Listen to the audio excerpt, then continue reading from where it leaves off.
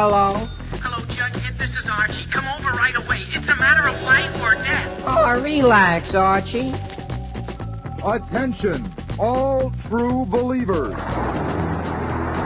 Marvel Comics is on the air. A friend of the unfortunate, enemy of criminals. In reality, Dan Garrett, a rookie patrolman, loved by everyone but suspected by none of being the Blue Beetle. Boys and girls, your attention, please. Presenting a new exciting radio program featuring the thrilling adventures of an amazing and incredible personality. Faster than an airplane, more powerful than a locomotive, impervious to bullets. Up in the sky, look! It's a bird, it's a plane, it's Superman! 10, 9, 8, 7, 6, 5, 4, 3, 2, 1. So, just before we hit go, I was showing Jay this new song that I want to license for the theme to this show. And the song is called Caffeine by a band called Mattstagram, which is also a great band name. Because it's like if Matt owned Meta, basically. Anyway, and the whole song is about how nothing works quite as well the second time, and the song is about not getting proper treatment for ADHD. And I feel like that is just the theme of this show, is that we have ADHD, somebody help us. But the whole premise of the show is that this is a pop in, pop out conversation show. So we have some people you know from the comments as I break my studio. There is water everywhere now. So I need to clean up. But oh, it's gonna be a night, guys. But we're talking about this song, and we're talking about this show. And so damn it. There's some more people that you know from the comments. There'll be some comment creators here. We're gonna talk about some stuff.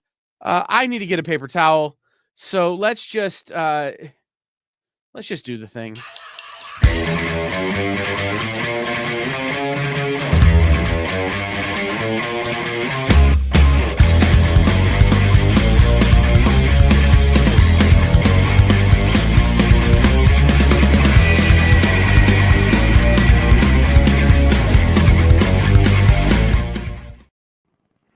You gotta love live, man. You gotta love it.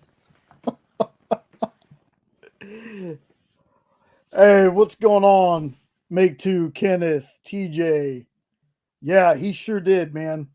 He sure did. What I did? You broke your water. Like, guys, I have a video switch right here. It is soaked right now. Like, I am terrified of what's going to happen to my camera. There are comic books nearby to this water. Like, at least the turtles are over there, which I know will be a relief to our first guest. The first person to join us is the only person I know who likes the turtles, well, probably close to as much as I do. Only because he's bought almost all of my dupes. Ladies and gentlemen, let's welcome in. Let's just bring him in. Mr. Nope is here. What's going on, everybody? Yeah, buy all your dupes because I knew you had them. Well, like, if anybody's going to have all the ones I don't have, it's going to be Kyle. You should see the box I just picked up. I think 30 is the highest number in the box. Oh, man. Yeah. First prints. Not in the top 5, but everything else is. Yeah. I think the highest print I got in the top 5 is a third. Just because I didn't have first print money to spend. You know, I had to trade I had to trade some stuff to get what I got. But anyway, so welcome in, Mr. Nope. Hey, David Daub, comic book creator and haver of a beard that won't quit, is here. There he is. What up, Dave? Hey, how's it going, guys? How's it going? And I think some others are going to join us later. So we're just getting started. I managed to spill water over my entire studio during the cold open of the show. And so we're talking about how I'm trying to save the Teenage Mutant Ninja Turtles, but luckily they're over there. For those of you who are new to the show or who are like, I don't understand the ADHD I'm watching right now. Here's what we do. Ask us questions and we'll answer them. It's not quite an AMA, but let's talk about comics. Let's talk about pop culture. Let's talk about stuff while I die and spill water all over myself. Listen, if there's ever any question who the professional one is at the experience, Man, we're in trouble then. it's that guy, right? Like he shows up for work on time and isn't actively dying.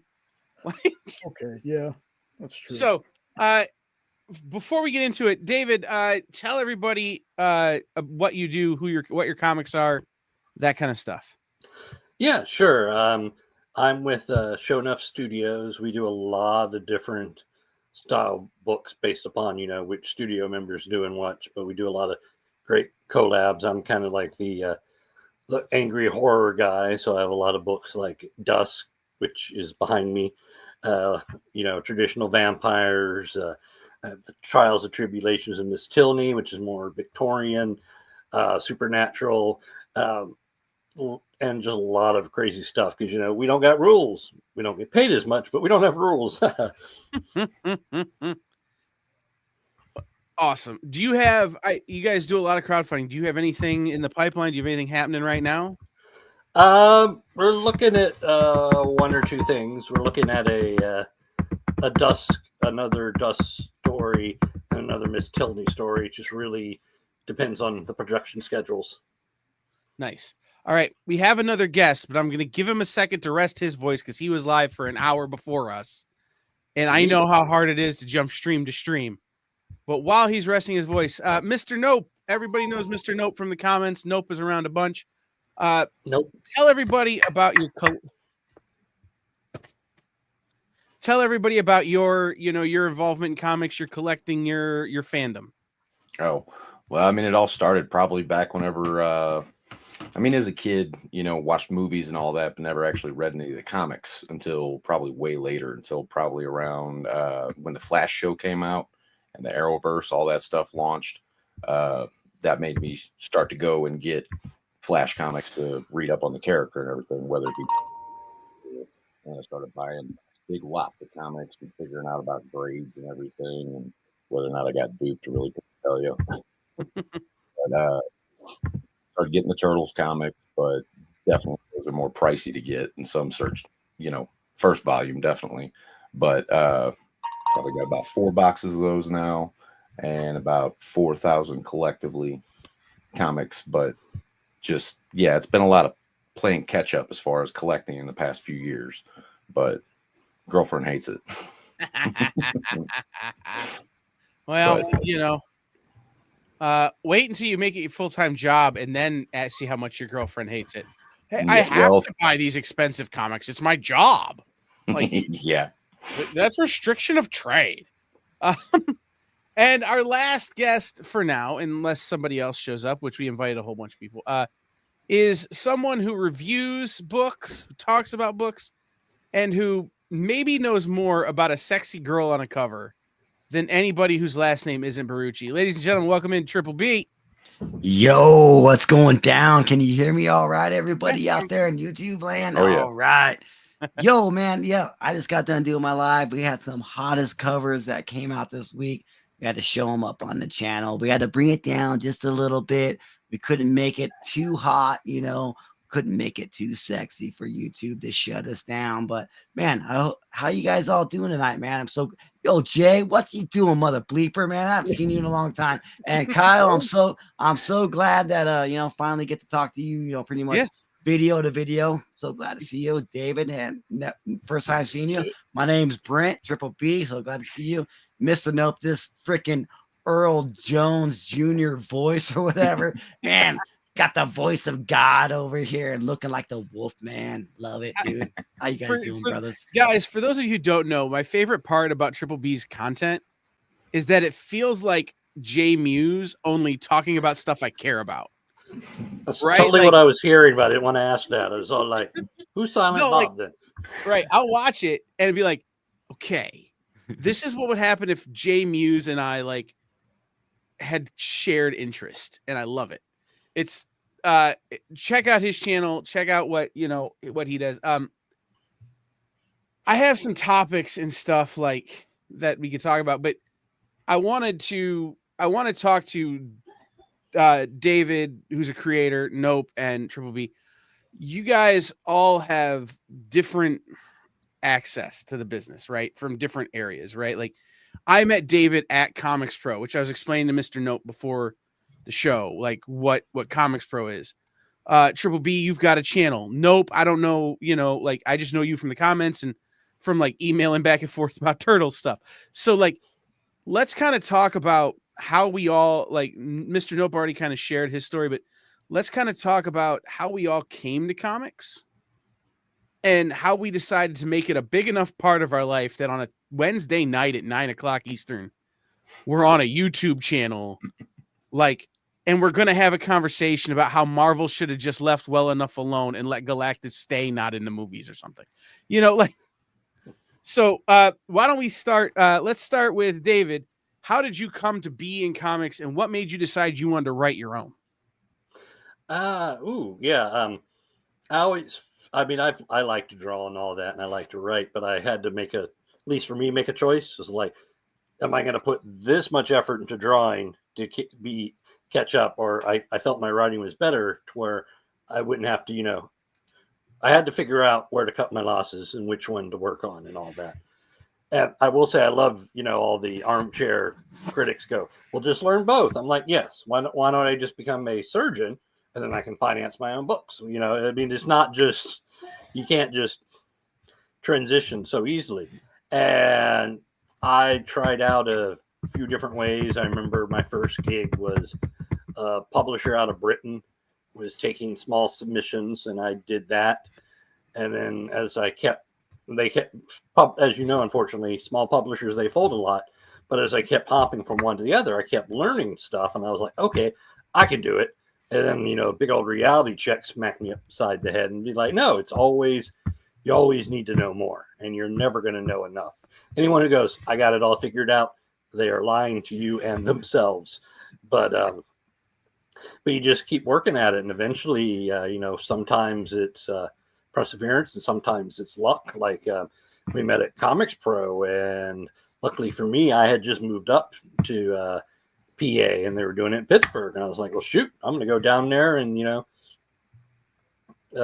talk up to retailers and publishers. And Marco was great enough to be like, yeah, come on down. We want to not just speak to publishers and all that, but we want some local and indie creators. And so that's how I ended up there. Sorry, I was trying to really truncate it because I could talk all day. Triple B, what made you decide that you wanted to make this a big enough part of your life that you spend not an insignificant amount of time dealing with it? I don't know. I just I know I kind of fell in love with YouTube and wanting to figure out what I wanted to do. And with me, I wanted to do something that I love doing. And obviously it's horror movies. And then comic books when I grew up was like the first things that I could actually like get my hands on. Like when you're growing up in like, the 90s, right? It's like, it's hard to just like get a VHS because that movie would come out in the movie theaters and you have to wait almost like 9 months to a year for you can get the VHS tape of it. So with comic books, it was like you can get them every month. And so it was like, all right. So I fell in love with just trying to like follow a story that like was going to come out every month. So I had anticipation every month to go to the news racks. It was those racks that you would go into like, the pharmacies, and they would just spin around and you would, I know the New Warriors is coming out this week. Cause that was like, I love the New Warriors. I'm like, okay, there it is. And I would find it and grab it. The X-Men books. But so it was like almost trying to like buy something every month that you can get. Then growing up and like coming of age and everything, like I kind of like did forget about, books and comic books. And then like it came back to me, in like different parts of my life. I'm in my, I'm 46 now, but like it would be like almost every 10 years or every 5 years, like comics would come back to my life and I would get that nostalgia feeling. I'm like, oh man, oh yeah. And I still had every single book that I bought off the shelf when I was a kid off the newsstand. I still have them all. And so like, I'm like, oh, I can add to this now. I can add to my collection. And it's slowly started to build up. And so with me, like, doing my channel now where the Haunted Comics channel is all like comic books, it was just something that is my passion. I like, it's my hobby. And, I'm like, well, I'm buying these books. I'm getting like, I might as well unbox them in front of the camera. Right. And like, and put a video out. And then I learned how to do editing. I learned how to like so much stuff that goes behind the scenes to a video that maybe people don't realize, but like you can really put a lot of time into doing a video. And like when I thought about like, well, I can just like, record me and throw me up there, whatever, but like with me, I wanted to like learn more about doing it and try to make it better and better. And so like comics like made me be a better, like learn how to do producing, thumbnails, editing, and all that stuff. So like comics led me into a different like part. I can like use what I've learned about making videos about comics to make videos about pretty much anything. And like, so comics like led me into like a different, like, path of life that I really enjoy doing. Right. That makes sense. Yeah, no. So nope. You kind of were talking about like you got kind of into comics with the Arrowverse and that kind of stuff. So like as you've been building your collection kind of stuff, do you have a next step? Do you want to do some YouTubing? Do you want to do some commentary? Do you want to be one of these nerds that's on here going, Now look, the death of Superman was super boring because anyway, like, oh wait, that's me. I'm calling myself out here. Hold on. Nope's a pretty good artist, by the way. Yeah, I dabble with drawing. I mean, I don't do it enough. I don't have enough discipline to actually sit down and do it regularly. If I did that, then maybe I'd have something to actually put up and put a video to and commentary and all that stuff. All right, you guys in the chat, somebody tag Rex and have Rex tag Mariano. We need Mr. Nope CCAs. No, I mean, I've sent one to Jay, and it was just a Goku that I drew for my nephew. I haven't drawn in like 15 years or something like that. It wasn't too bad. I was pretty proud of it, but it was great. I mean, yeah, and it's taken me like almost 8 months to try and do this Sonic for my other nephew, but I just can't finish the damn thing. I did have a pretty good I was further along with it, but then I think after the first time I went live with Jay, right afterwards, I elbowed my coffee, spilled it all over my drawing, and had to basically start from scratch. So, you mean you elbowed a drink in the middle of a work project? Yeah. Oh, I wonder what that's like. Jay, yeah, I did this at the end though. Do you have Nope's sketch right there? Yeah, give me just a second. Yeah, because shout out to House of M and Kenneth Bird and Manda Panda over on Instagram. I forgot to go live on TikTok. I was gonna go live on TikTok and like just make people watch me and not hear y'all, but because I can't figure out how to plug my TikTok into the StreamYard yet. But we'll figure TikTok is still here in the US. Yeah, I know. That's what I was wondering. VPN. I am live in Canada, even though I'm in the US. Anyway, but we won't talk about the ways that Kyle is technically stretching the law. So I want to talk real quick about Mr. Nope, how he's talking about how like when I would draw, it seriously would take forever to finish something because like it's not something that like it would I would take months and months to finish it, and I haven't drawn in a while, but I don't know, I might get back to doing it, but I understand what you're talking about. Yeah, anytime I see anybody on like SketchUp or any of the any artists that come in and do the commissions on the collectibles, Mhm. you know, they just draw so fast, and it's just like I am so far from that. But then again, when you don't do something, obviously you're not going to get any better at it. But Right. And shout out to Tracy Medina over in the chat. But no, so that's the thing, guys. Like, so I want to give a shout out to Bronze Age Nerd and Bigby McFly on their Best Coast Comics show, right? They're doing community art like corner every week. So just like, and it's because they both like to draw too, but like, I don't know that they're super fast either. So it's just doing it and doing it and doing it and doing it. Like, my buddy Seth, who is a working comic book artist, got kicked out of the Kubert School for being too slow. And now he's one of the fastest dudes going because he's just like, all right, I will show you. And he just drew for 4 or 5 hours every day until he got fast at being good, you know? And I don't know. As someone who's never had an ounce of talent drawing, like my stick figures come out looking disfigured. Like, and I went to art school, but I went for graphic design. Like I went for doing this stuff, like for doing video editing and graphic design. Like, so my degree is in graphic design for media, for broadcast. So like, I know how to make lower thirds and chyrons and, you know, little shiny little pictures that go across the screen for 6 seconds and then go, you know, I couldn't draw a face if you held a sword to my head and was like, draw a face. No. Faces are the worst. Right. So Like, hard. draw a hand that doesn't look like his AI. Nah, I can't do it, man. Like, he's gonna have 7 fingers because I don't know how to draw a hand that doesn't look bad. So, like I said, I just like, I love that y'all are getting involved in this stuff and you're doing stuff. Tracy Medina, I randomly go live on Instagram drawing or painting to motivate me to finish drawing while live, or else I'll procrastinate. And that's not a bad strategy. it's true. I can't tell you, and Jay will attest to this. There are times where it's like, oh, hey, I'm going to make a new opener for a show, or I need to make an opener for the show, and it's not done until like an hour before the show because I need that deadline to force me to do it.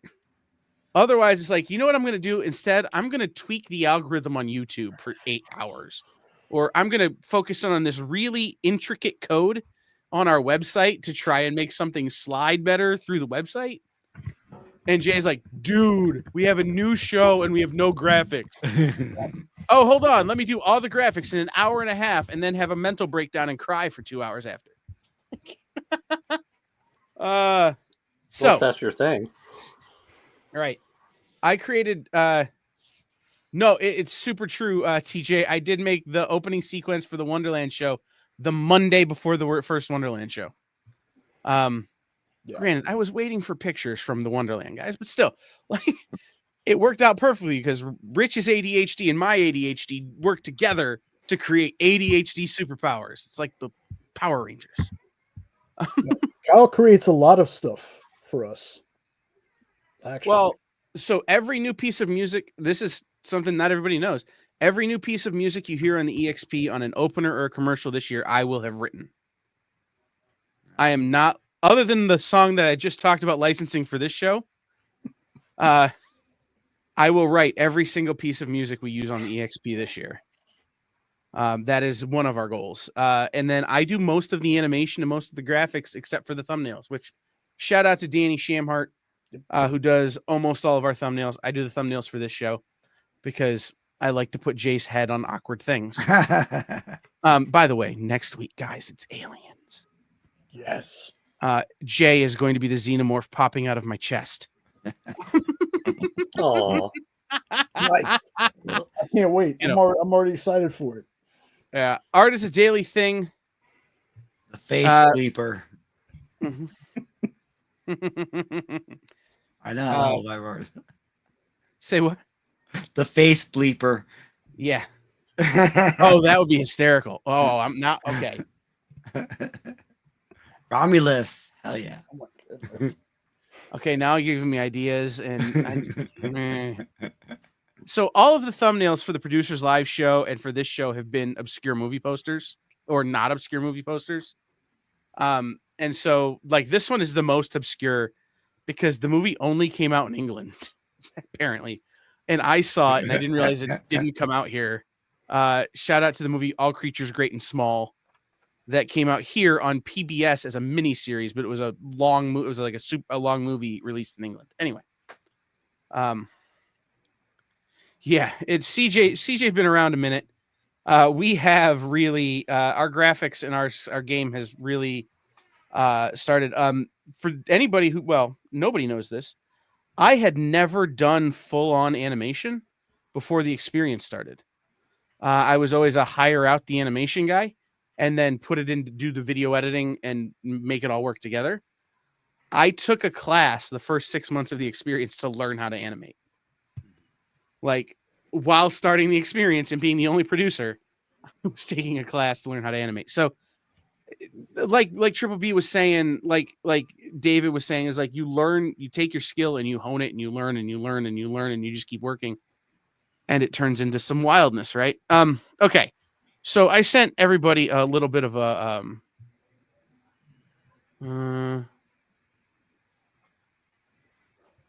Hey, before you get into the topics, I got that picture in the overlays. Yeah. Oh, okay. Hold please.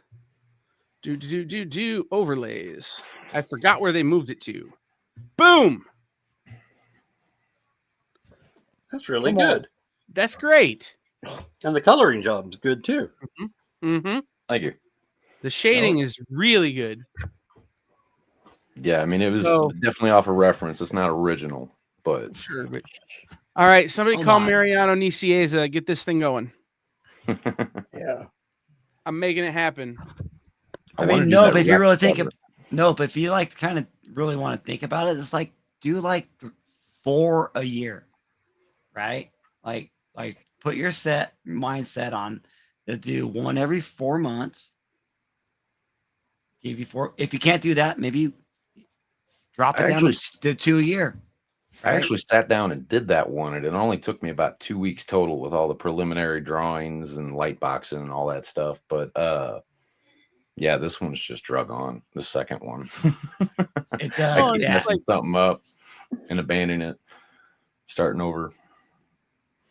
You know, I think it's one of those things is that don't spill coffee on it, and I think it'll go faster. Right. As I sit here continually monitoring my video switch to see if it's starting to steam as the water like slowly ran into the vents. And since it is a Q&A also, I want to go ahead and pop this one up. Make Two asked this earlier. Yeah. No, I'm just a collector with a problem. So that's the thing, guys, is every week I want to have some people who are like fans on the show. I want to have some people who are pros on the show. I want to have some people who are like, I've reached out to a couple of like big time creator friends of mine to come on. Some other retailers, some other, I want to have a broad spectrum of people to talk about stuff. Because as we all know, if you leave it to Kyle to talk about stuff, he's just going to bitch. And I'll be honest, I'm good at it, but don't nobody want to hear that. So maybe a little bitch. No, we did that show and nobody watched it. You just called him a little bitch. That's all I heard. It's true. So last week we got into we kind of spent a bunch of time on the fallout from the whole Diamond thing. For those of you who don't know, Diamond has declared Chapter 11 bankruptcy. If you don't know, can I come visit your cave sometime? Because I wish I didn't know. But there have been a couple of news stories this week, and I just kind of want to I'm just going to lay a couple of them out, and then I want to get some opinions on this. Dark Horse has announced that 20 staffers across all of Dark Horse are being laid off in the face of their shortfalls from that.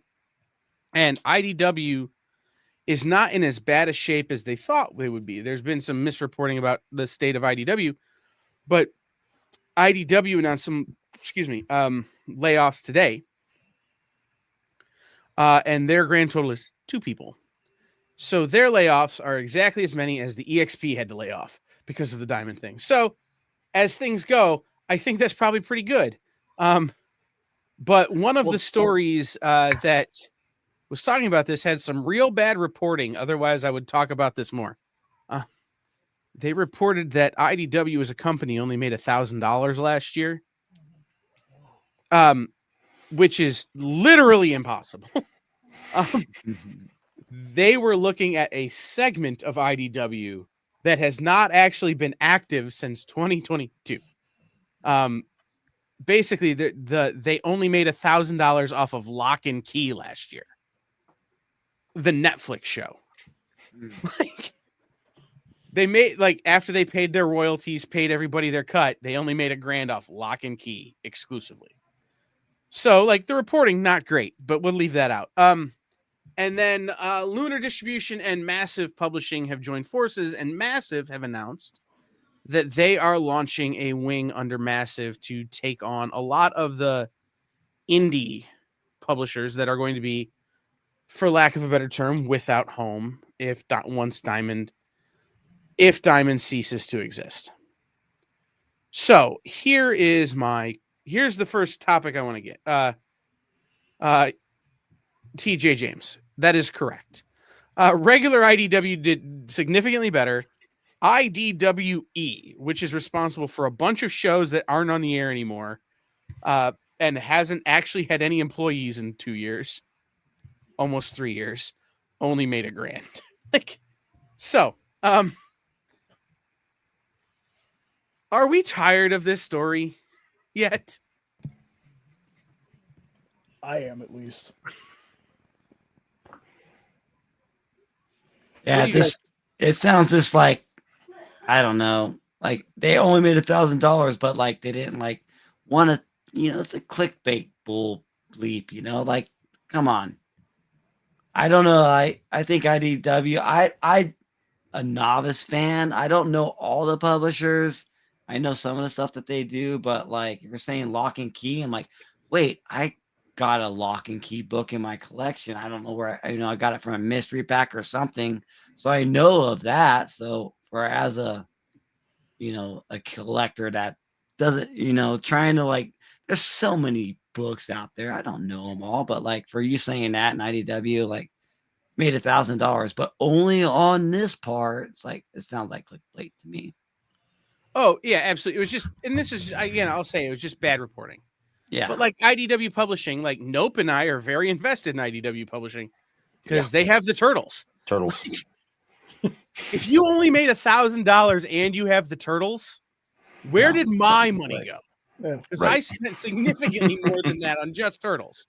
You and Nope are funding turtles right now. Right. Mutation Nation and all the spin-offs, everything, all buying them all. I mean, I didn't do an unboxing because that's Triple B territory, but I had these guys show up today. Oh yeah. And Freddie Williams.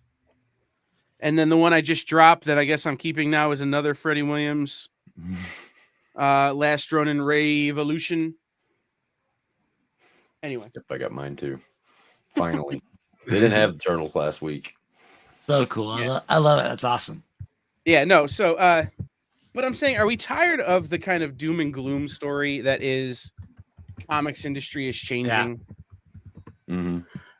Well, I think on the bigger picture stuff like Diamond, that is important just because they've had such a technical monopoly, but not an illegal monopoly.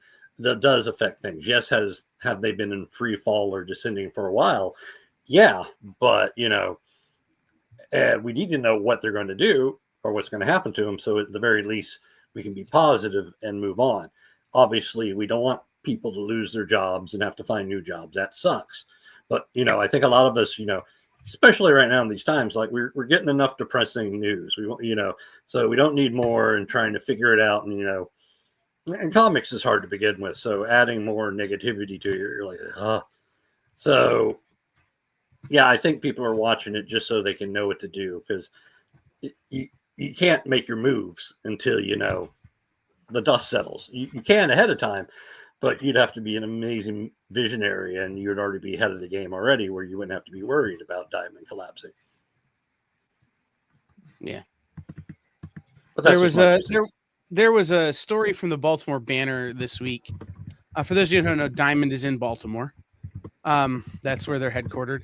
It's where the Jeppy Museum was. It was the only place I ever got to hold Action Comics #1. Was in Baltimore at the Jeppy Museum. I cried. It was pretty great. It was cool. like I had a stronger reaction to holding that book than I did the first time I met my nephew. I think probably because I care about it more. It's one of those like anyway. Basically saying that without a buyer in place by mid-March, Diamond will be closed by April 1. Everyone will be out of work, or it will be done by April 1. And that they were actually really talking about the deleterious effect it will have on Baltimore, because Jeppy Family Enterprises owns things like Baltimore Magazine and some other stuff that's pretty important there. So it'd be interesting to see if it starts to be parted out or what happens. That said, I want to give a shout out to Massive Publishing, right? Stepping up to take on guys like David or Fabrice or whoever, like small companies that are looking for distribution. Right now, they've got an option through Massive. So, well, there's actually a couple. It's just Massive is the most massive deal out there. There's a few other, because obviously being indie is tricky in the first place, and anyone who's had to deal submitting through Diamond, sometimes it gets a little weird and archaic on what they will accept or not. So some bigger indie guys have their own little indie network of like, oh, these stores order directly from me. So there's a few guys who were already, before Massive stepped in, going, oh, we're going to do this little thing and we're going to do that based upon what they could do.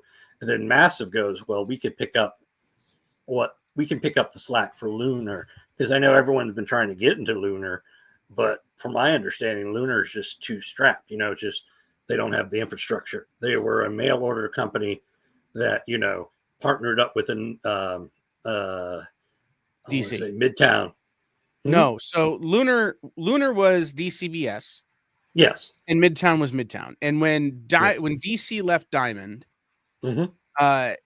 they partnered with what became Lunar, and then another company that was Midtown.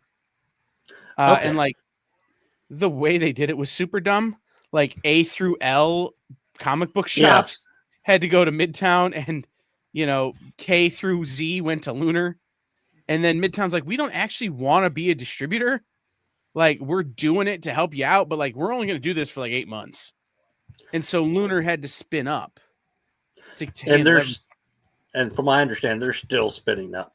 So I don't think they're in a position to do that. So it is good. Massive is coming in to step that up. And I think it ties in well, because from what I understand, because I have been talking to them,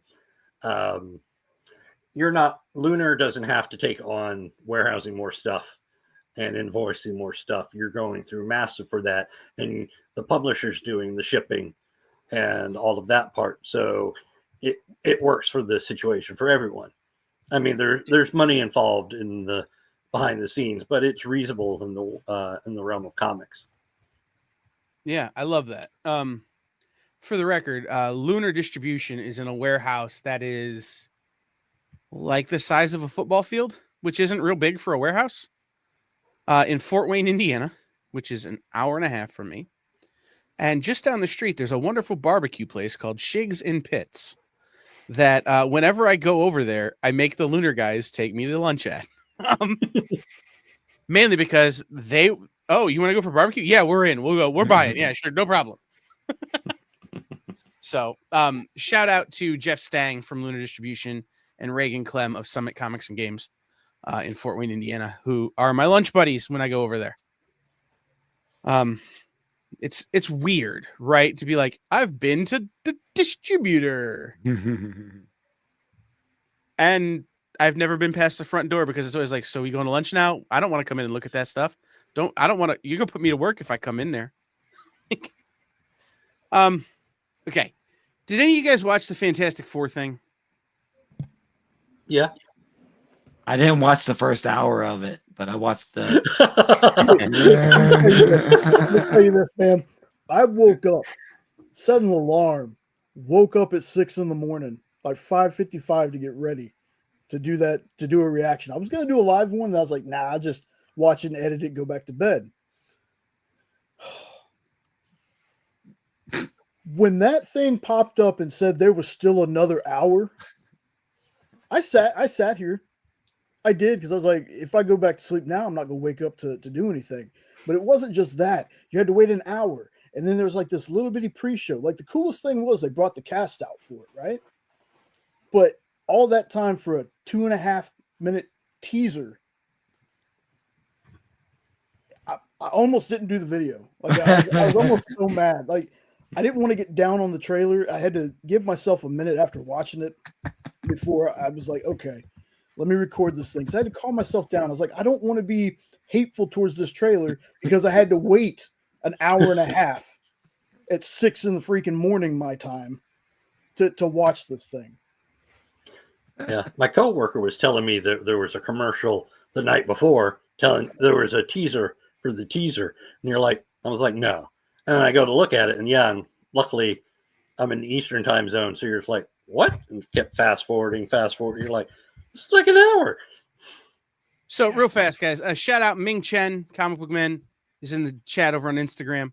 Oh, what's up? Oh, hell no. I watch the show, dude. Hell yeah. Shout out to my boy Ming. Yes, I do still owe you a case of Faygo.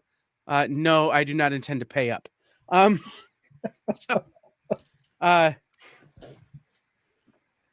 didn't watch the whole thing. I watched the teaser. What does everybody think of the teaser? I liked it. Yeah. I'm excited to see it. I liked it, but I'll say this, because I never want to make it a DC versus Marvel thing. I've hated that since the beginning. You know, I'm a comic fan. I want them all to succeed. I will say this teaser did its job. It teased, because we didn't show Reed's powers. Reed was the only one we didn't show powers, right? Yep. But it didn't hype me up as much as Superman, but I am also, Superman is the reason I'm into comic books. You know, I got shown Superman 78 when I was about 3 or 4. And that formed my love. When it was just called Superman? Yeah. You know, that formed my love of comics, and Superman's always been my dude. So Fantastic Four was already kind of at an unfair advantage. I did enjoy the other movies, except for the one with Miles Teller. I just could not get into that one. I even watched the Roger Corman one on YouTube just because. But I'm still excited for it. But there were certain things. There were certain things about, like, Ben Grimm, the Thing. I think he looks pulled straight out of the comics, out of the cartoons that I watched as a kid. You know, I think the voice isn't there for me. I expect, you know, the Thing to have at least a modulated deep voice. So I think that's kind of throwing me off. But overall, I dug it, and it did really pique my, like, I was already excited to see it anyway, because it's Fantastic Four.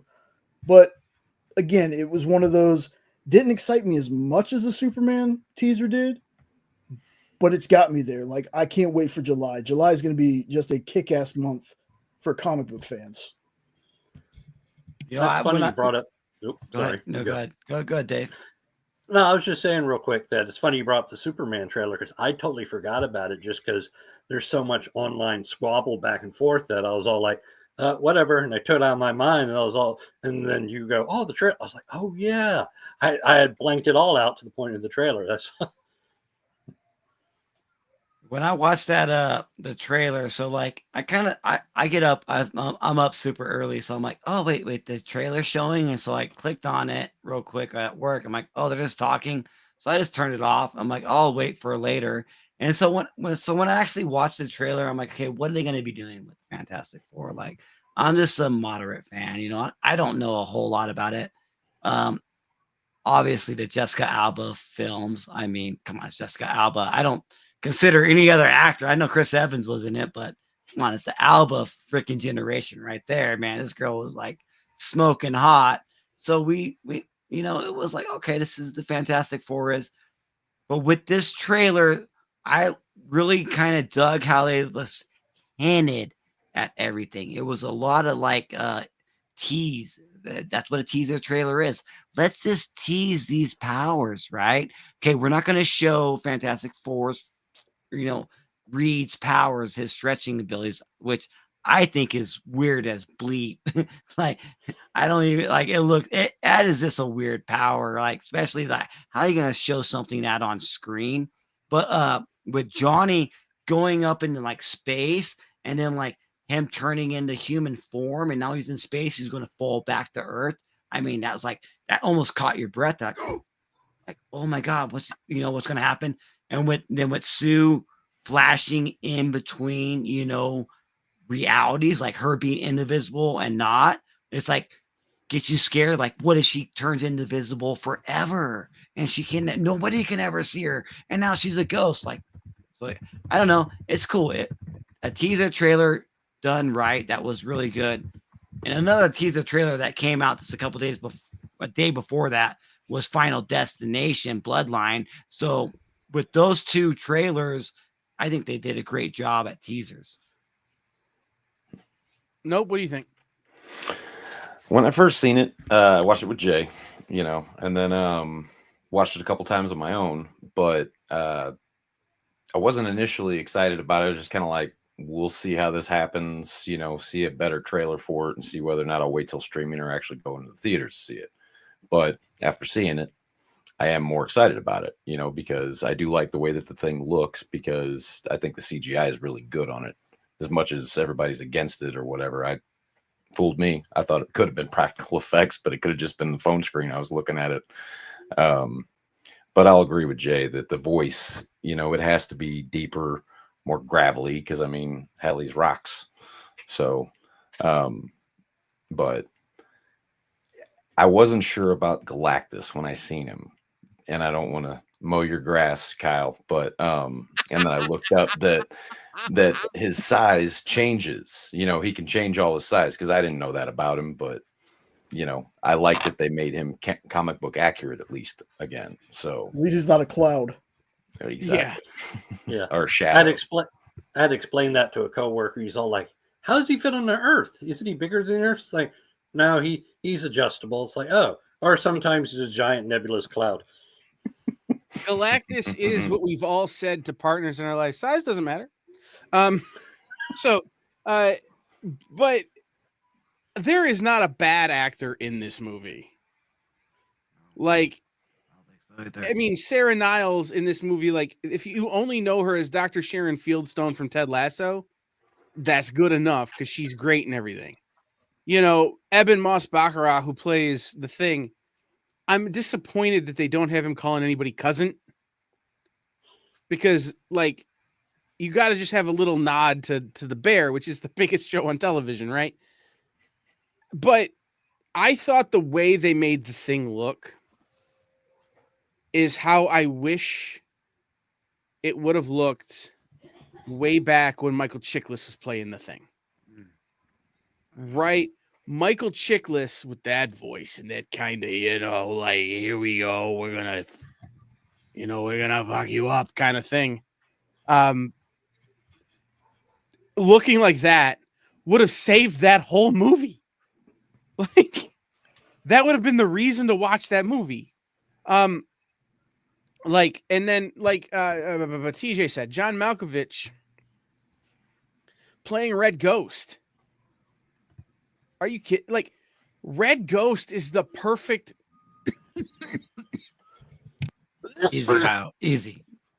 Well, look, I'm dying. We covered this already, but Red Ghost. We're all dying. Red Ghost is perfect for a movie, because, like, as bad guys go, supervillains go, he's grounded enough that he feels real in this world, but not so grounded that he feels like that's just a dude, like, which is kind of the problem Fantastic Four faces sometimes, right? Like, Galactus does not have any sort of grounding to make him feel real. See, I would argue against that, because the Red Ghost feels dated. He is definitely a guy from the 70s, when monkeys were big. Clint Eastwood was doing movies with monkeys, and then you have an evil villain who has a gang of monkeys, and you're all like, okay, that's kitschy. And if that's what they're going for, I would say someone more like Diablo would be more semi-grounded, but then I don't think people would appreciate their magic with their sci-fi, and they'd be like, no, he's Doctor Strange villains. Like, no, they never actually met. But my read on this is that it's set in the 60s.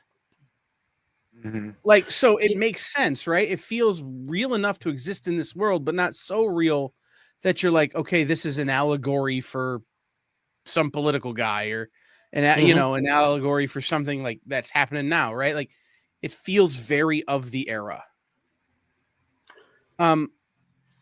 So I like that, right? I wish they would just, everyone's been going back and forth and they've been teasing. It's like, is it in the 60s or is modern day like the retro future, like the Jetsons? And first off, I hate fan theories online because everyone, it's like, I don't know, but it goes back and forth, back and forth. I just can't wait until we figure out, is it the 60s or is it, Jetsons? Well, it's a different, one or the other. It's one of different universes, right? So they're in a different timeline. So obviously it's that. Maybe it is set in normal time, and that's just the way that universe looks, or is it set in the 60s, like they're saying? But it definitely got to be in a different time, or not timeline, but whatever, 616, 80, whatever it is. Right. They're there. That's why, because everyone's asking, well, why didn't the Avengers know about him with Thanos and all that? So it kind of makes it confusing for the casual fan, would you think? And except for the hard loving fans, it might be, like, oh, well, what's this? But like casual fan, that might be like, they have no idea what the hell's going on. That's the only problem that I have with Marvel right now, really. Is I'm like, cool, we're getting Fantastic Four, but my brain automatically goes, how are they going to fit in the MCU? Like, I'm not thinking about the movie itself, which I should be. I'm thinking about, how does this fit in the MCU? Reed was one of the people that Reed created Ultron, right? Yeah. But in the other timeline, did Reed create Ultron? No, Pym did. Pym. Pym. See, that's where it gets confusing, because Pym created that. Ultron. Yeah. And then Wonder Man, Bane patterns were in the Vision. Yeah, and then Reed was responsible for partly responsible for Ragnarok and Civil War then, right? Is that what he did? The Thor clone? Was that him and Tony? Listen, if we're going to get into all the stuff that Reed's we're going to be here for 2 days. I'm looking at you, formerly the big bad in the Marvel Cinematic Universe, who is the son and grandson of Reed Richards, depending on which version of Reed Richards screwed which version of the Invisible Girl, and then created stupid. I don't think I want to screw an Invisible Girl. That would suck. Well, look, no, that's just your justification when someone walks in. It's like, no, she's invisible. But like, we had what's his name, Jay? Purple guy. Kang, yeah. Oh, Kang is like Reed's either son or grandson, depending on which universe you're in. Like, because if we're gonna count all the things that Reed messed up, we're gonna be here all night. That's all I'm saying. That's true. Yeah, the whole Kang, Immortus, King Tut.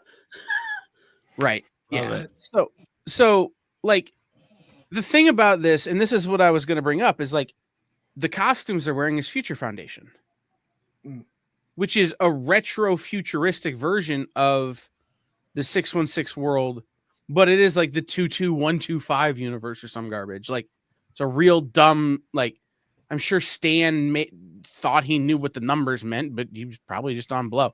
Anyway, and made this up. Like, so it's a retro futuristic universe, even though it's in real like time, like it's 2025. In that universe, that's what it looks like, right? So, but if you're going to do Future Foundation, where the hell is Spider-Man? Spider-Man was in the Future Foundation. It's true. And the countdown was actually brought to you by the Future Foundation. Right. So like So- there's a level of they're trying to do something and I'm not sure what they're doing. And like so they've not announced who John Malkovich is. They've not announced who Natasha Lyonne is. They've not announced who Paul Walter Hauser is playing, and they've not announced who Sarah Niles is playing.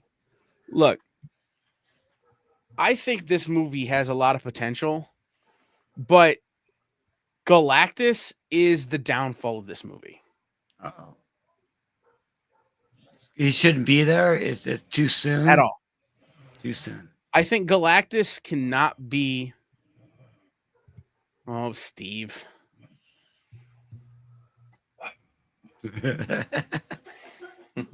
Now I'm pissed. I should have thought of this joke.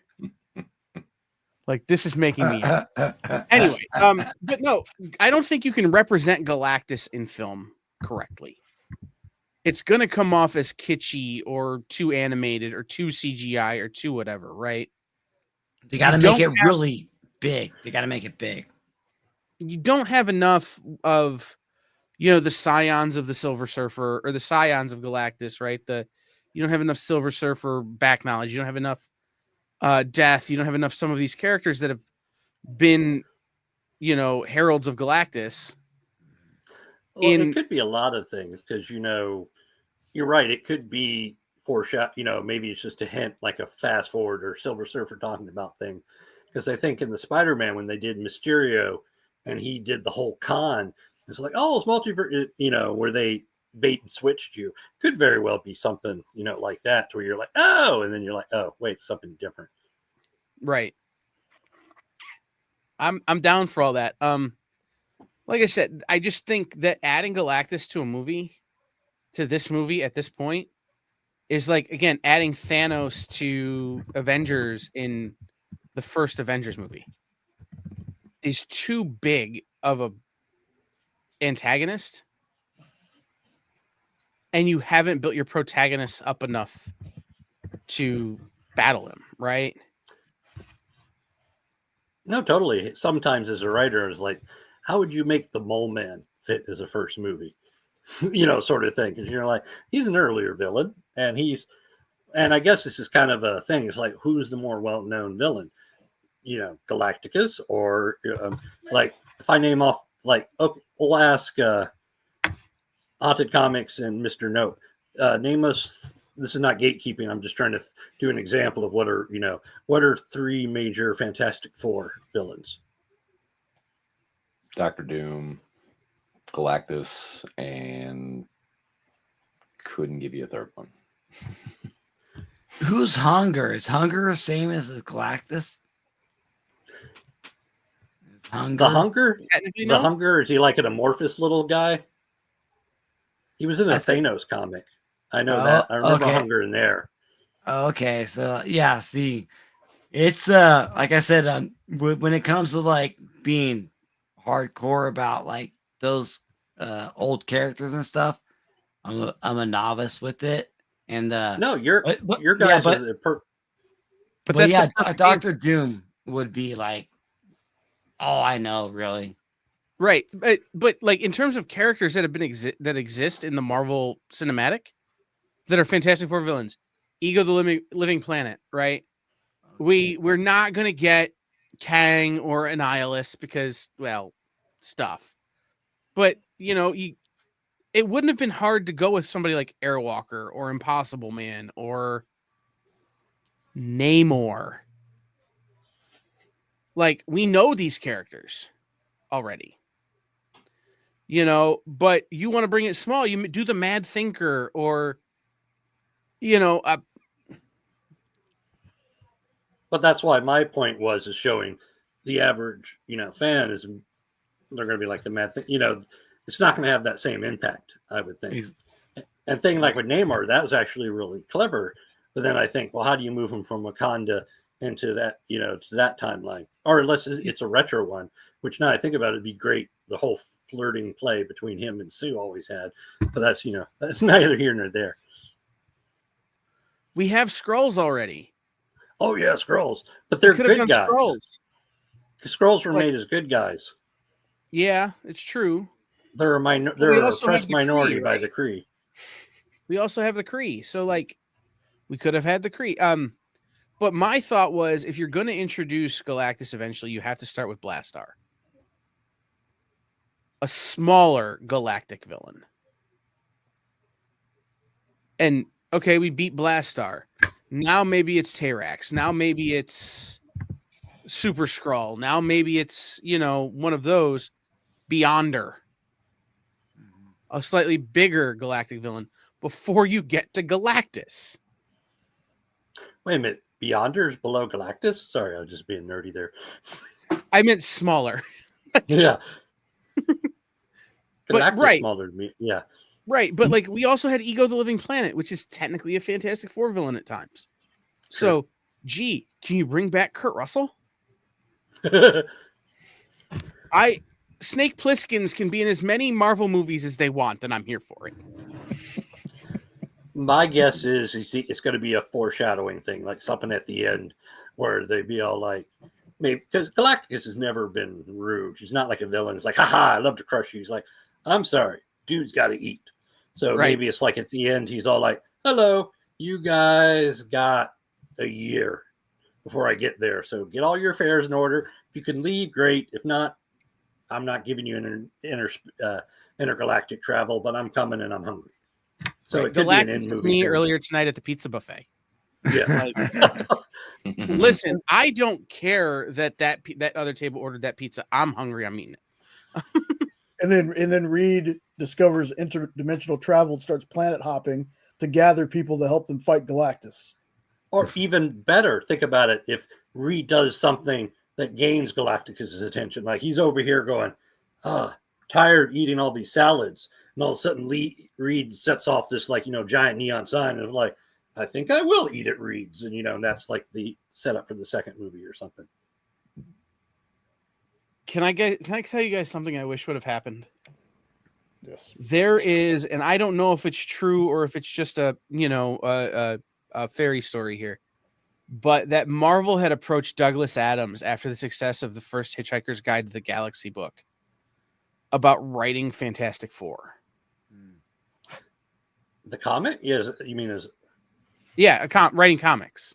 Yeah. I was like, movie? What? No. No, about writing comics. I would have loved to have seen what the guy who created the Hitchhiker's Guide to the Galaxy universe could have done with the 42. Fantastic Four. Because, didn't Douglas Adams only wrote one Doctor Who episode, if I remember correctly. Yeah, it's true. So I don't think he's done a lot of writing outside of his own little purview. Well, he passed away. Yeah. Well, no, I don't mean now, but I mean back in the day. Before he could do a lot. Yeah. Hitchhiker's hit, and he got cancer pretty quick after, and it just didn't last long. So, I mean, unfortunately, the way Marvel is, I think they would have to retcon out whatever he did. Yeah, but I would have just loved to see what he could have done. Because imagine feeding Galactus the restaurant at the end of the universe. Hey, Galactus, why don't you go eat this black hole that swallows the entire universe up? I would have loved to have seen it. Okay. Hey, Kyle, it is, I gotta check out. Gotta peace out, man. I gotta get everybody, Triple B Hardcore Haunted Comics on YouTube. Where else can they follow you, Brent? Dude, this YouTube, man. I'm a YouTube exclusive channel. I do all my content on YouTube. YouTube. Okay. I am. That's where I go, man. So you want to reach out to me, go to any of my descriptions. You'll find the freaking email down below in the description, dude. That's how you got to find me. And your boy is working on a thing for him and another, Punisher themed person from the comments and maybe some others. I've got something brewing that once we get through our current Michigas that we're working through here, I'm going to roll out and get those guys on board and we're going to get it rolling. So I'm available. Freaking Kyle, dude. You guys, you keep it haunted comics. Absolutely. All right, man. Later. Yes. Nice to meet you. Yeah. Later, Troop B. All right. So Now that Triple B is gone, I promised Sean we would make fun of him a little bit because he was supposed to be here. Sean is Jay's partner over on Hydra Asylum. I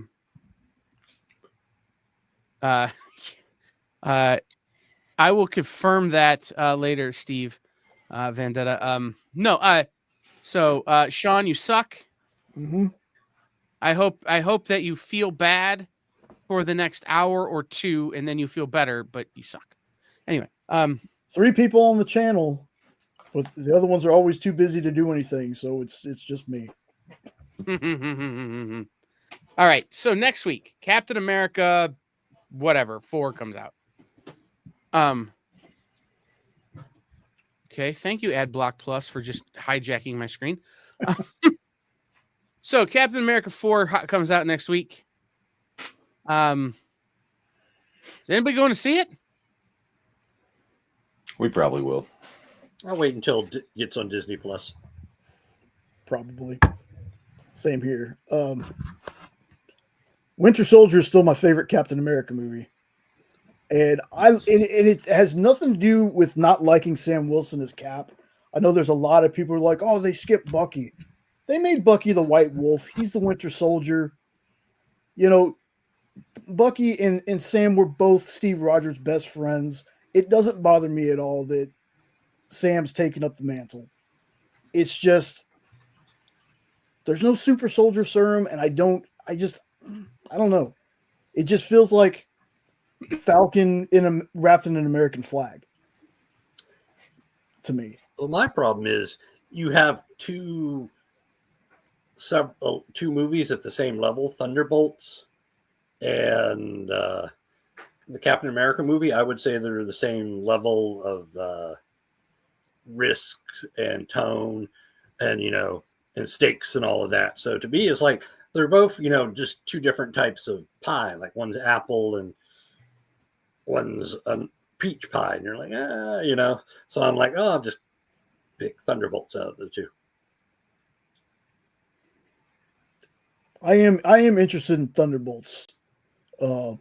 I know it kind of, and I don't mean this in a bad way, it does feel like Suicide Squad with Marvel characters almost. But what I'm most excited for is I love Siege. If you've never read the storyline for Siege, I love that one, and I'm a huge fan of Sentry. So finally getting to see him. And if it is Sentry, I know that's the big theory, but if it is, he says his name's Bob. I'm just going with Sentry. I'm going with he's Sentry, and Lewis Pullman being cast as him is awesome. There's a lot of people are getting tired of the team up vibe, but I'm not. Like, yeah, it looks like Suicide Squad with Marvel folks, but I'm excited to see it. Yeah, I'm also more partial because you got the Red Guardian and the new Black Widow from the Black Widow movie. And I really like that movie. That was good and solid. So I like to see them come back. And the other ones, you're just like the Ghost. You're like, Ghost is a C level in the movies and in the comics. So you're like, whatever. And I can't even remember the other one. So Taskmaster and U.S. Agent, I believe. Oh, yeah. U.S. Agent I've always loved. And Taskmaster was just a wasted character, I feel. Yeah, they didn't do Taskmaster right. Well, they didn't do anything, so it's like. Okay.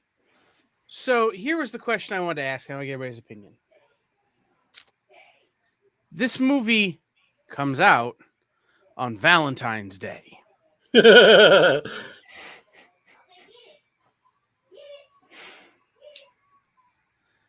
You go see something else on Valentine's Day, right? No. To be super clever, you point out movies are a bad date idea to begin with. You're going to sit with someone else in the dark for 2 hours. It's a waste of potential. You're not talking, you're not doing anything. But no, I would not think it's even unless you're married to another MCU fan or you're dating another MCU fan. It's not a very smart marketing ploy, I would say. We all know how Jenna feels about Captain America movies, Jay. Only the one. Only the one, and I have her back with that in some parts of it. Especially seeing the characters that Marvel has now, I think they need a redo in the future. Lorena. Titanic too, but this time everybody dies.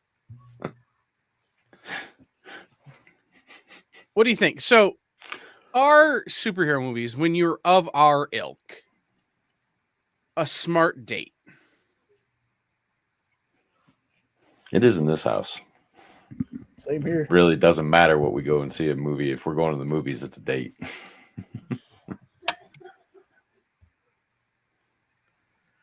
I don't know that I feel the same way. Like, the problem is like, here's my problem. I can't remember the last time I came out of a superhero movie not mad. Well, that's true. That's true. Like, I feel like it's like, let's go see Wicked for the third time.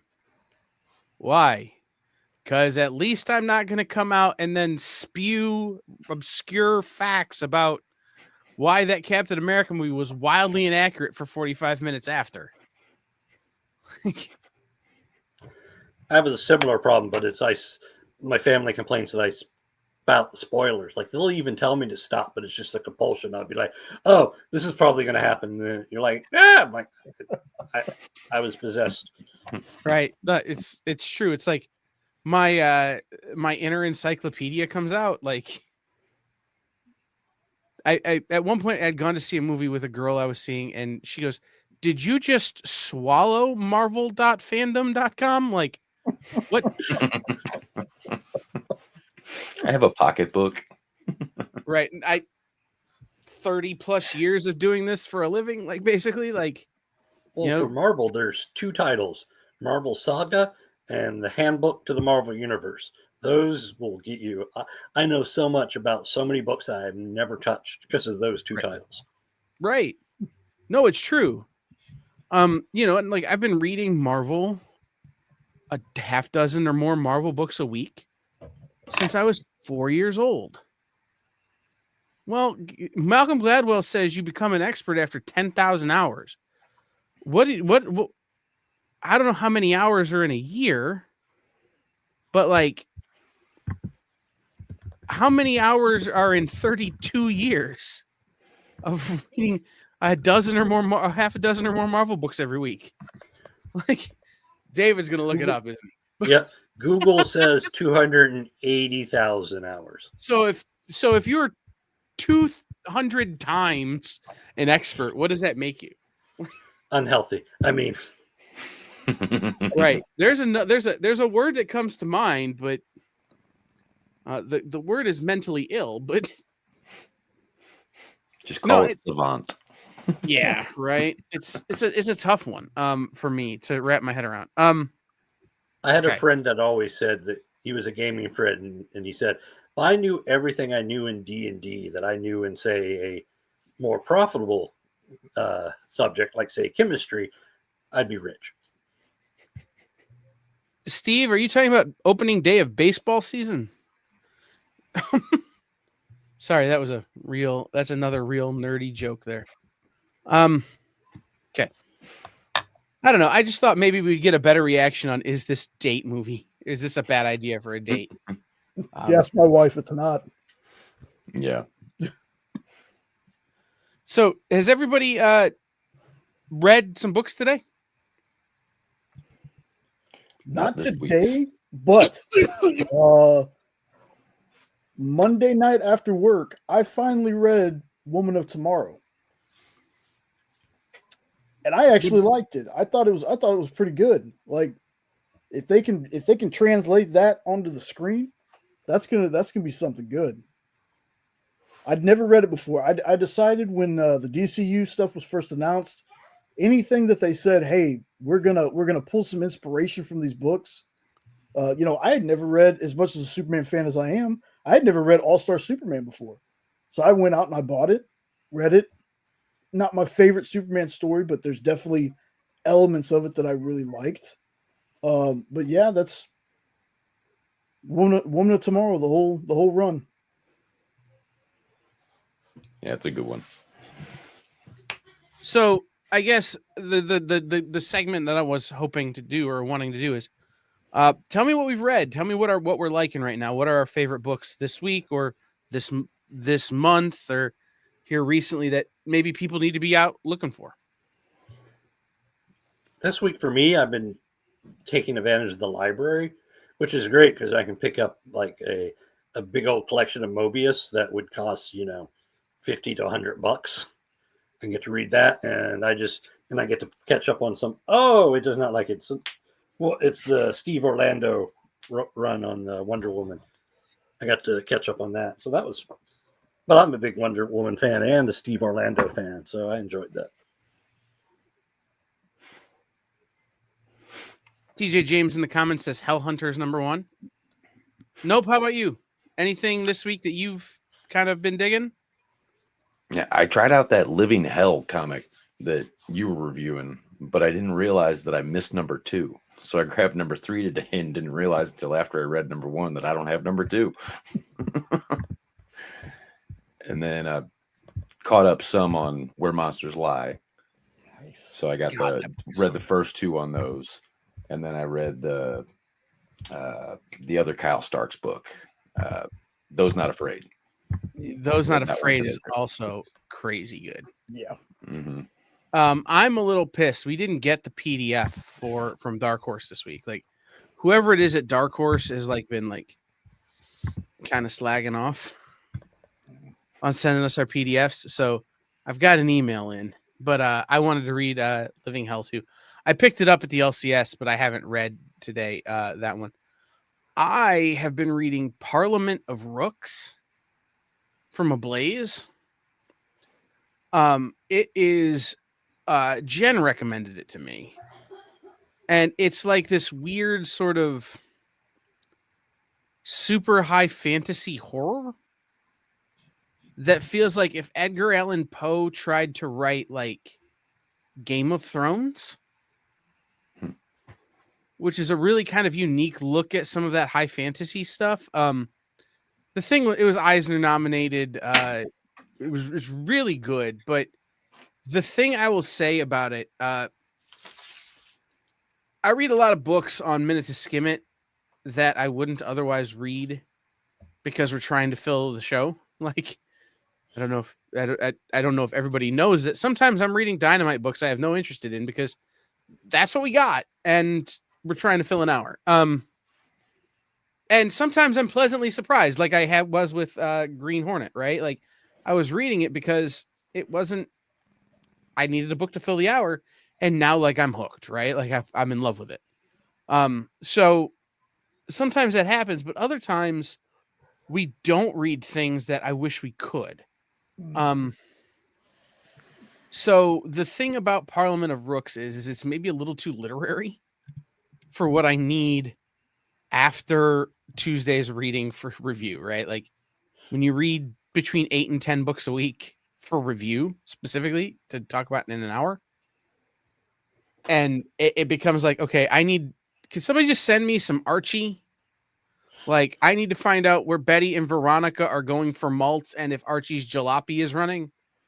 And I get something like Parliament of Rooks, where it's like, okay, I need like a notebook and a pen and one of those serial killer boards and like some speed to be able to keep up with this book.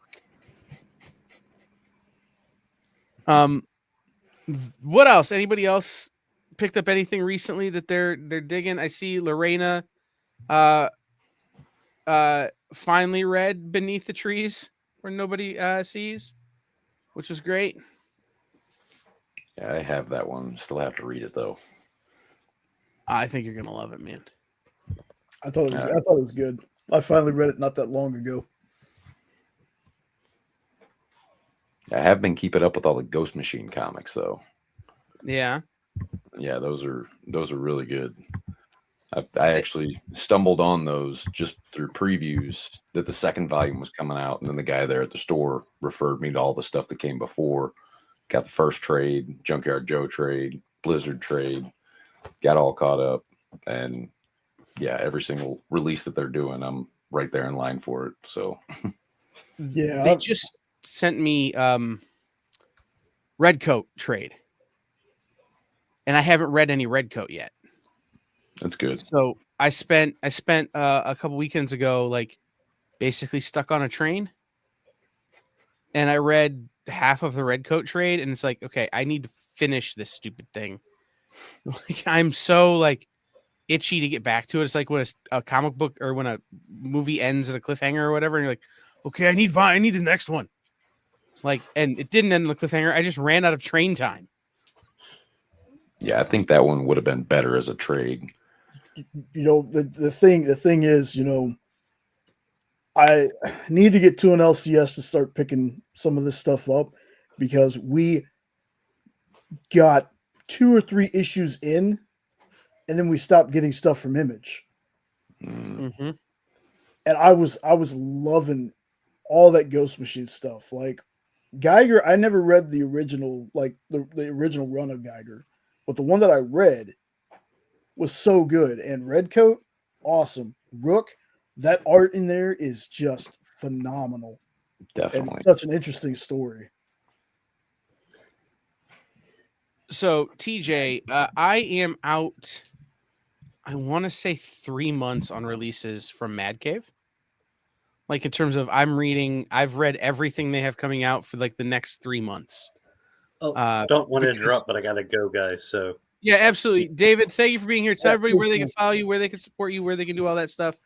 You can find me on Facebook, Blue Sky, Mastodon, Instagram. Yeah, just look for David Daub. Or yeah, and then it's in your backyard in the dark. Dusk Comics. Yep, and Show Enough Studios. Show Enough Studios. So Thank you, awesome. David, for being here. Hope we'll have you back on when you've got your Kickstarters and stuff rolling later this year.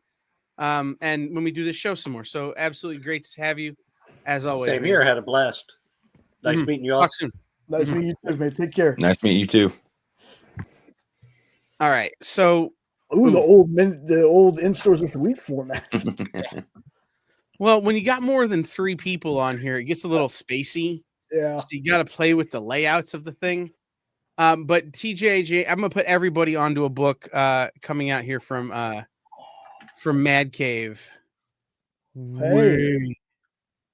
Travis Gibb, what are you doing? You want to come on the show? We'll have Orange Travis Cone Gibb on.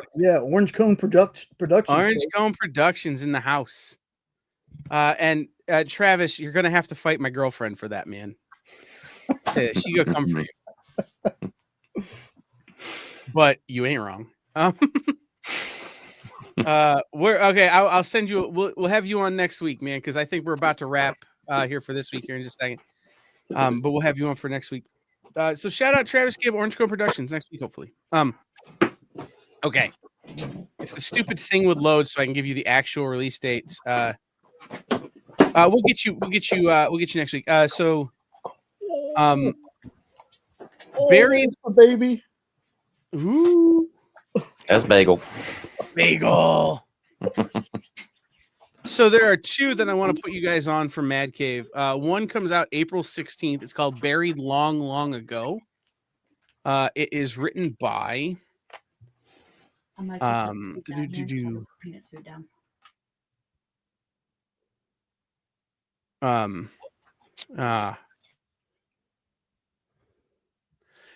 well, I'll get you the title, but it's Alex Cormack art. Oh, yeah.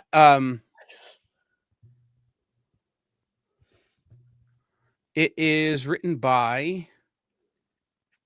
I read it and I don't remember because I don't have my notes in front of me. Written by Anthony Cleveland with Alex Cormack art and Justin Birch letters. Ooh. And then one called Slasher's Apprentice, which is coming out April 16th as well. Slasher's Apprentice is a super creepy serial killer book by Justin Richard. The title alone already got me. Well, hold on. I know I can show you this. Like I can't show you inside, but I know I can show you guys this. I can show you the cover. Let me share.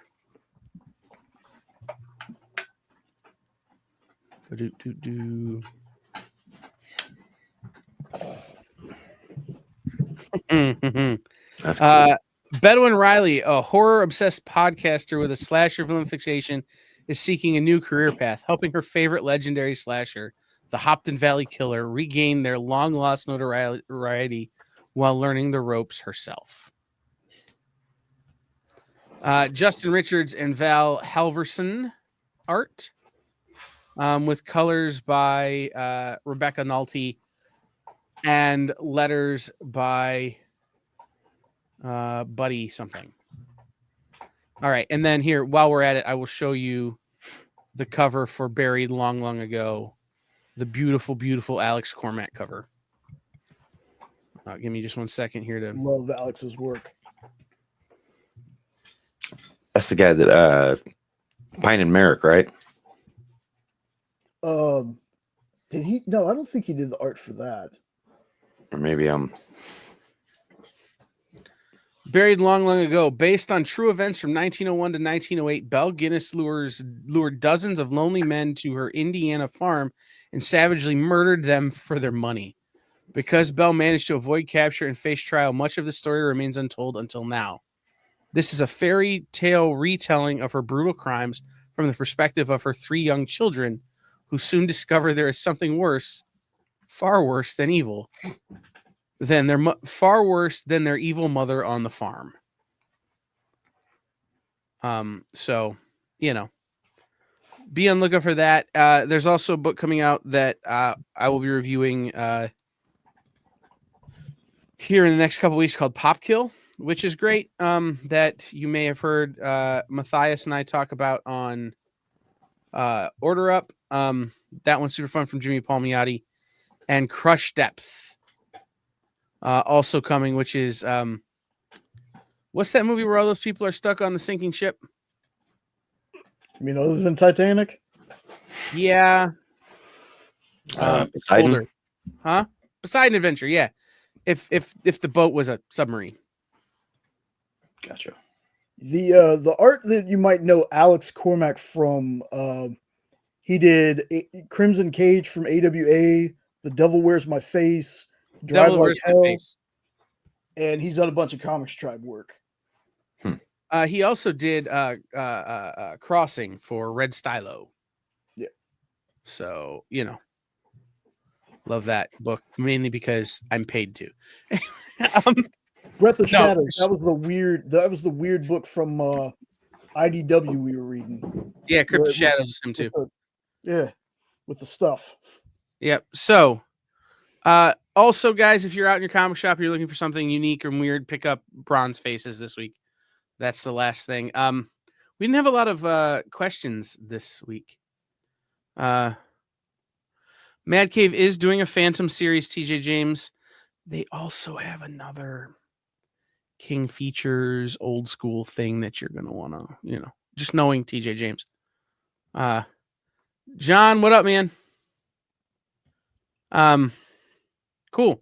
We didn't get a lot of questions this week, which is fine. For a Q&A show, we've managed to go long anyway, with no questions. So Mr. Nope, thank you for being here, guys. Shout out Mr. Nope in the comments. Yeah, thanks for having me. It's always good to have our friends who we've not met in person, we only know from the comments, join us on shows. And, you know, especially people who now own large segments of our collections. Shout out to everybody over on Instagram who have joined us tonight. Thank you guys for being here. Jay and I will be back next week. We will be taking a night off in 2 weeks. The 19th we will be off because I will be at Comics Pro in the middle of a very long seminar about barcodes. Ooh, exciting. So just know that that's a thing that we will be dealing with. Nope does have a good voice for broadcasting. That's nice to know. As someone who is a professional broadcaster and has been doing it now full time since 2007, you do have a good voice for broadcasting, homie. So We will talk to every. Thank you to Mr. Nope. Thank you to Jay. Thank you to David Daub, who's here. Thank you to Triple B Hardcore or Haunted Comics. Thank you to everybody in the comments. Travis Gibb. We'll see you next week. Shout out Red or Orange Cone. I don't know why I want to say Red Cone, but Orange Cone. Maybe it's because Red Stylo and Orange Cone are going to do a thing that I know about and nobody else does. Oh, I don't know that I'm allowed to say that, but I said it anyway. Oh well. We will see everybody next week. Tomorrow here on the EXP. Jay is working because your boy is taking a steel chair to the head for fun. But we will have our regular old what's in the box. Miss Jen is on the San Diego Comic-Con cruise. So Liam is hosting the show and doing half off Silver Age books. And because Liam is a young, he is going to have no idea what he's talking about, which is going to be super fun for you guys. But you're going to get some steals of deals because Liam doesn't know any better. And then following that show up, starting at 9:00 and going extra long, the Geek Chat with Rich and Dez. It is Dez's birthday. So they're going to have a much longer show than normal. They're going to have more giveaways. They're going to have more reviews. They're going to talk more about TV and movies and all these things. Sketch Up is off this week as Mel and Mog kind of recover from a bunch of stuff that they've had going on. And then next week they switch. So a week from tomorrow, Geek Chat will be off because they'll be going to see Cap, and Mel and Mog will be back. Friday night, Nikki is off. Nick is trying his hardest to be here.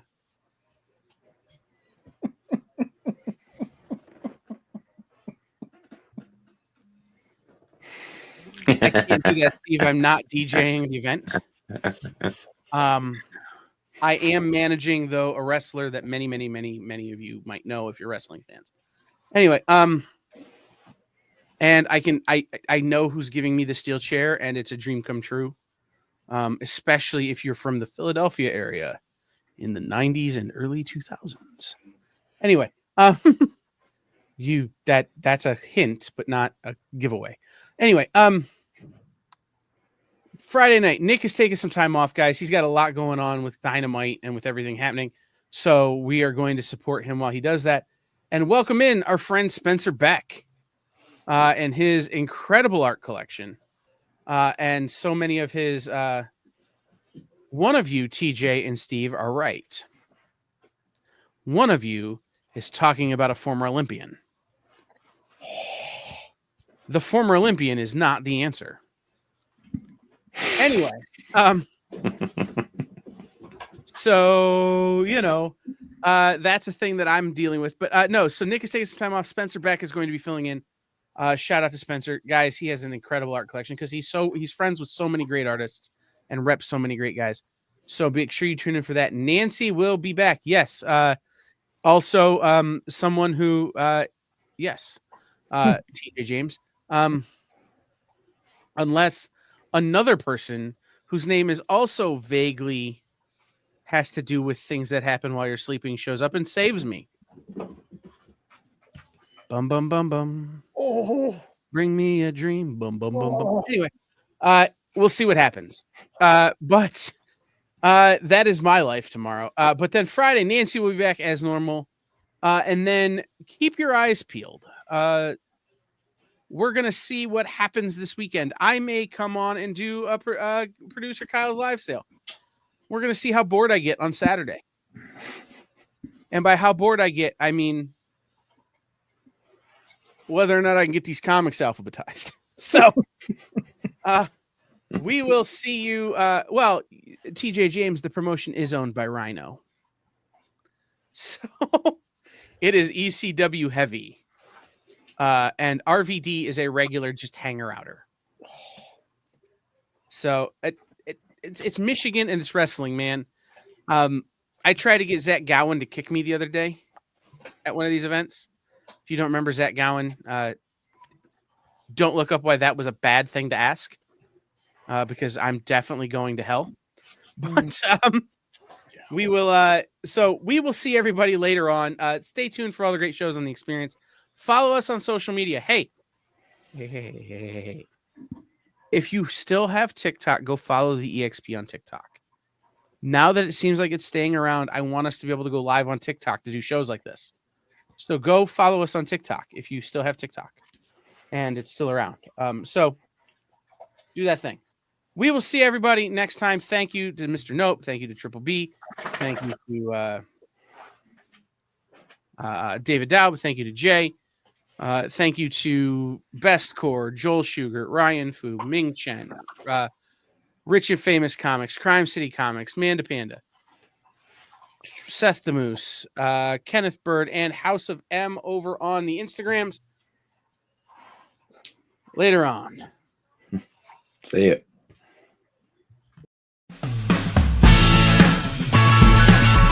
Join the party. Head over to our link tree to find all the links for everywhere the experience is all the time.